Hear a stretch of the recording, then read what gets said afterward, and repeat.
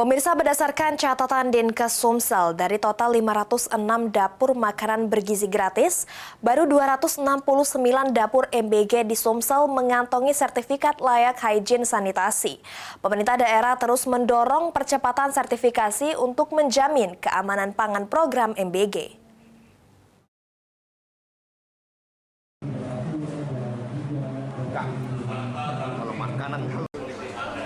Dinas Kesehatan Sumatera Selatan mencatat dari total 506 satuan pemenuhan pelayanan gizi yang terdata, sebanyak 269 dapur telah mengantongi sertifikat layak higien sanitasi, sementara sisanya masih dalam proses penerbitan sertifikat.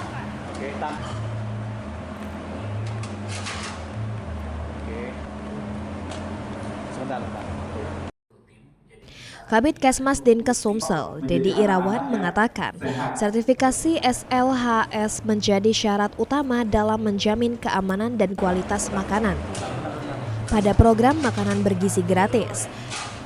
Dapur yang belum memiliki SLHS dinilai belum terjamin keamanan pangannya. Oleh karena itu, pengawasan terus dilakukan sembari menunggu proses sertifikasi rampung.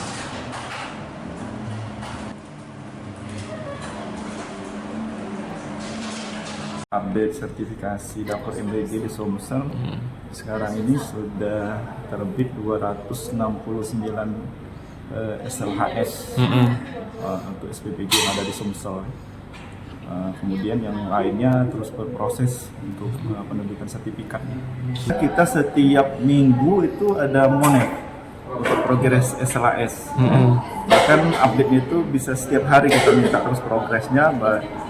SPBG yang sudah melakukan proses, yang sudah terbit, jadi itu terus kita pantau terus untuk ininya, proses SLHS-nya.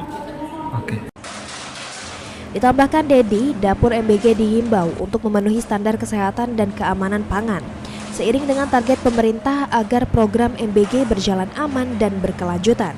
Hafidz Zainul, PAL TV.